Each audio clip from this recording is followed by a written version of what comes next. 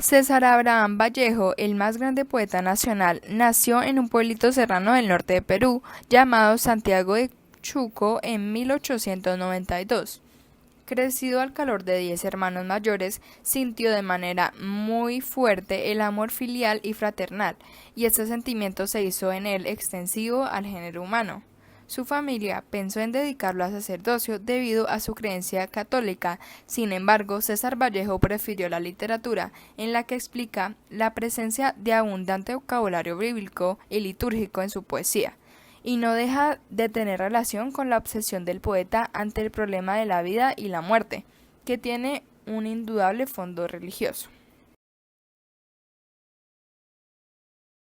Con este nombre se dio a conocer un movimiento literario colombiano que surgió como protesta social, como un movimiento vanguardista deliberadamente rebelde.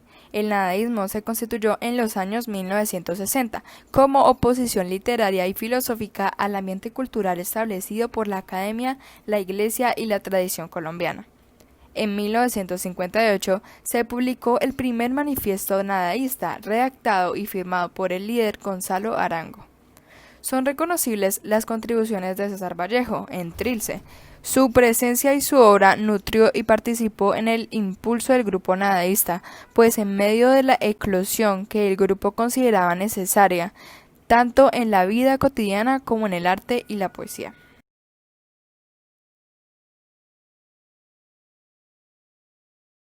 César Vallejo fue un poeta peruano, una de las grandes figuras de la lírica hispanoamericana del siglo XX.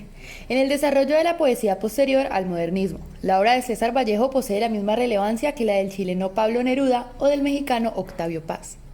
Si bien su evolución fue similar a la del chileno y siguió en parte los derroteros estéticos de las primeras décadas del siglo XX, todo en su obra es original y personal, y de una altura expresiva rara vez alcanzada.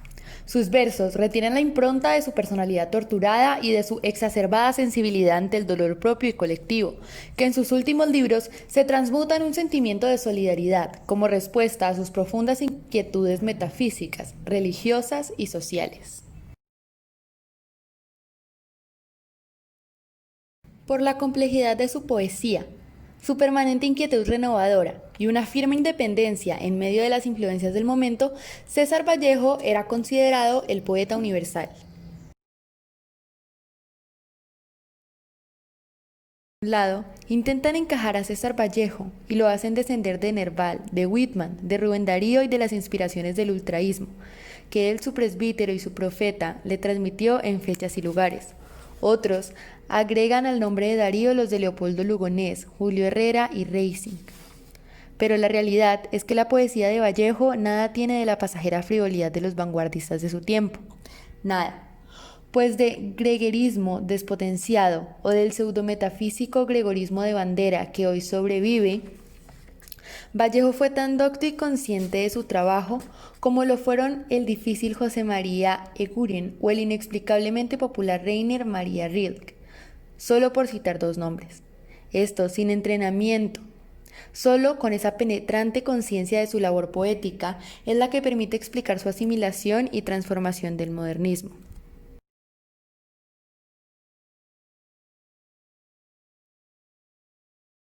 El tema de este ensayo es el descontento del hombre con la divinidad en los textos de César Vallejo.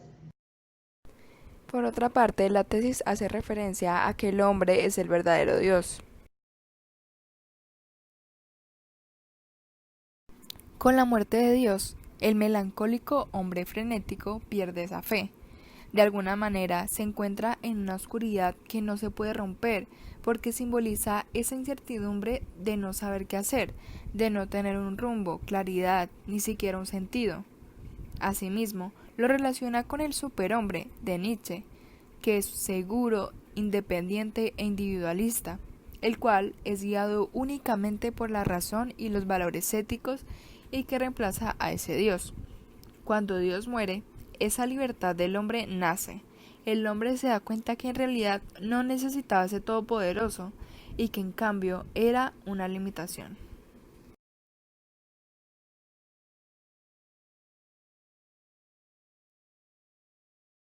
Otro argumento que se evidencia en el ensayo es el de Dios no es una entidad sino un lugar, el cual hace referencia a que Dios es una forma de pensamiento, por lo que no es algo absoluto, ya que en la actualidad se evidencian diversos pensamientos, credos y perspectivas.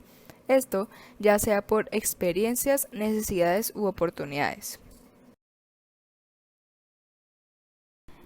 En la página 98, César Vallejo postula que el hombre es el verdadero Dios. En el siguiente fragmento, el Dios de los dados eternos es el Dios que ya no es Dios, barro pensativo o criatura sin creador.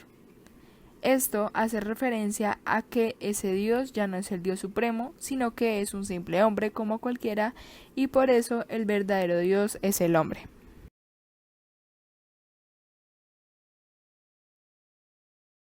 En la página 102 de la obra se encuentra otro argumento que dice así: hoy, y más que nunca quizá, siento gravitar sobre mí una hasta ahora desconocida obligación sacratísima de hombre y de artista, la de ser libre. Si no he de ser libre hoy, no lo seré jamás.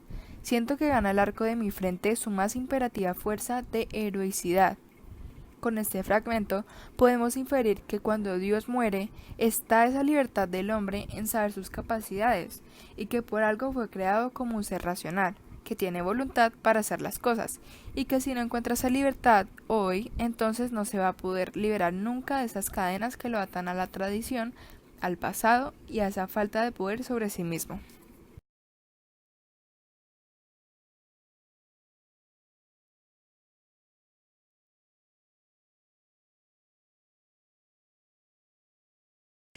En la página 102 del libro se evidencia cómo César Vallejo utiliza esa ironía que va a ese contraargumento que va en contra de la tesis.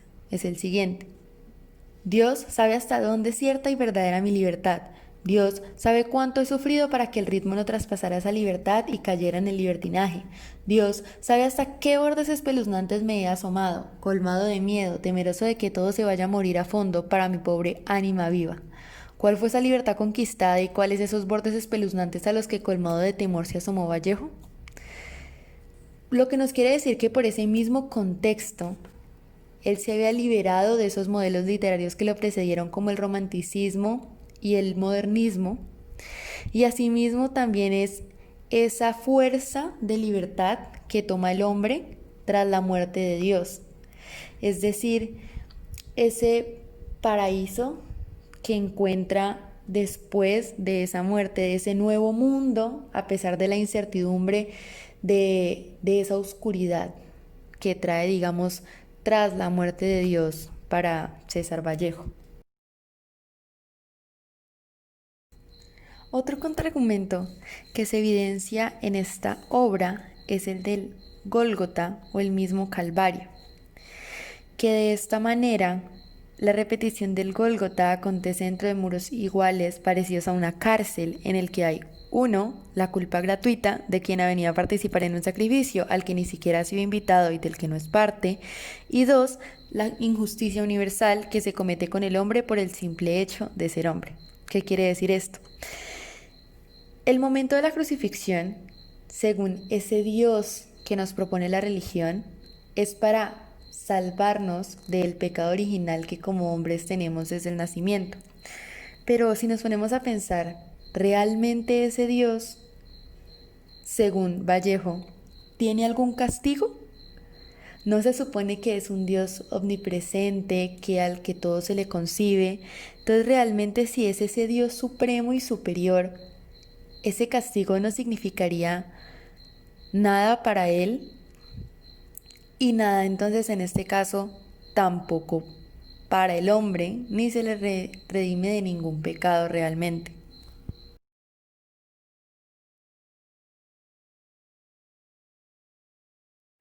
En la obra de los heraldos negros se evidencia un papel también de la mujer en el que no solo como madre, en este caso María, sino también Magdalena y la samaritana con la hermana y la amada.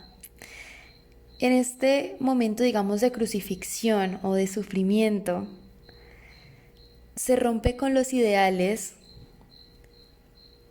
típicamente románticos Y toda la poesía moderna, como dice Hugo Friedrich, ese romanticismo desromantizado, que Vallejo lo evidencia como ese teatro del mundo, ese altar que rompe con las máscaras, el de la Gólgota infantil. Gólgota en este caso pues también es el Calvario donde fue crucificado Dios, y triste a la vez, porque es un libro voluntariamente blasfemo y de ateísmo desafiante que rompe con esos esquemas de ese papel del amor idealizado y de que todo iba a estar bien, de que no hay esa vida real, ese contexto, esa protesta social de lo que realmente es el hombre como tal.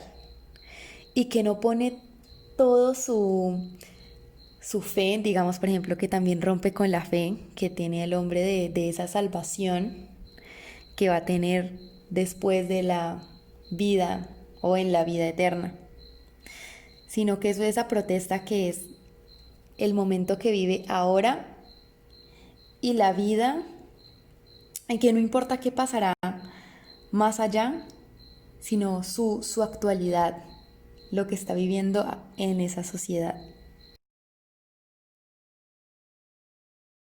Además, la muerte de Dios, como los poetas y filósofos que antecedieron a César Vallejo, no constituyen directamente un postulado de ateísmo como tal, porque ellos rechazaban ese concepto o todo lo conceptual. No pretendían demostrar la verdad o la falsedad de una fórmula o la existencia o inexistencia de Dios, sino que simplemente eran perspectivas o corrientes que no pertenecían ni a una ni la otra, sino que se argumentaban de todas ellas para así hacer sus mismas obras o esos pensamientos o ideas que tenían sobre esa existencia o esa muerte de Dios que nunca existió para ellos, que no existe ese todopoderoso, sino que el Dios de los dados eternos es el Dios que ya no es Dios, sino que es ese barro pensativo o esa criatura sin creador, que en este caso vendría a ser el mismo hombre. También se menciona la última cena, o como Vallejo la denomina, la cena miserable. Es un prolongado valle de lágrimas al que trajeron al poeta sin preguntarle si quería venir, una última cena apocalíptica. Esta incierta, indefinida espera es como una tumba, y la repetición del Gólgota acontece dentro de sus muros iguales a los de una cárcel, sobre la que penden con deprimente presencia la culpa gratuita y la injusticia universal. La culpa gratuita de quien ha venido a participar en un sacrificio, al que no ha querido y del que no es parte, y la injusticia universal que se comete con el hombre por el simple hecho de ser hombre. El horizonte en el que se repite este Gólgota es el horizonte de las vísperas eternas de la crucifixión. El propósito del autor, Rafael Gutiérrez Girardot, en el texto La muerte de Dios, indica que Vallejo no desciende de la enumeración que muchos de sus intérpretes le atribuyen. Sin embargo, el péndulo que se balancea entre la ambigüedad romántica y la búsqueda moderna lo hace recrear sin imponérselo la ironía. Esto a través de imágenes bíblicas que se alzan como un puente entre la tradición religiosa y la falta de creencia. Es una religiosidad quebrada, que no encuentra una correspondencia entre lo sagrado y lo humano, más dirigida a la explicación de lo social, en donde el amor muestra la forma de esa ruptura. Además, el autor pretende dar a conocer más a fondo los textos de César Vallejo, para que entendamos el contexto en el que escribió estas magníficas obras. La importancia de su literatura a lo largo de la historia fue enorme y aún hoy en día persiste, ya que fue más allá que los demás autores y movimientos, y debido a esto y a la complejidad de sus textos, no pertenecía a ninguno de los movimientos literarios de su época, y eso lo resalta Rafael Gutiérrez, ya que César Vallejo era único en tratar diversos temas, en escribir a su manera y ante todo en mostrar el mundo desde su perspectiva.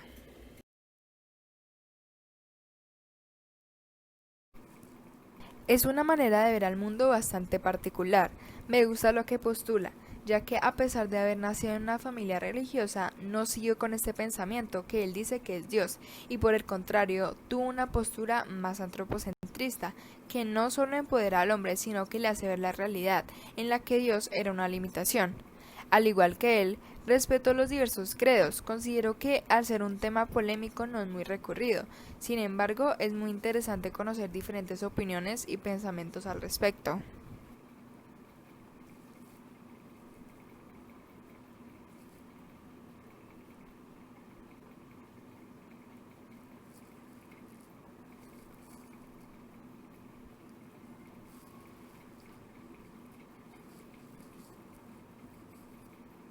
Y finalmente, también desde mi postura crítica, como se presenta en el ensayo, la sociedad siempre ha tenido una constante lucha contra la tradición, la religión y aquellas creencias que de alguna manera no todos comparten o no todos están de acuerdo. Por lo que, como dice Rafael Gutiérrez Girardot, la libertad del que vive en el mundo al revés, expresando acerca de los textos de César Vallejo y da esas diferentes perspectivas, lo que demuestra que no hay un solo conocimiento ni una sola hipótesis verdadera, sino que eso es lo que nos da el poder convivir desde la diferencia y el poder construir desde esos pensamientos distintos, en el respeto y la tolerancia, porque puede que muchos no crean en este Dios todopoderoso, pero sí creen en algo que los motiva a continuar con sus vidas.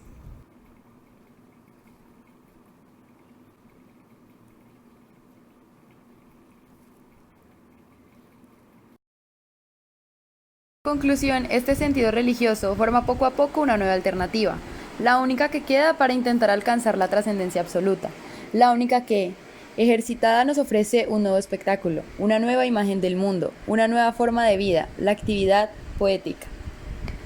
La poesía de Vallejo contiene una propuesta antropológica que, si bien no está extensa de rebeldía y pesimismo, en el fondo comunica una inevitable intención por alcanzar la reconciliación con la trascendencia.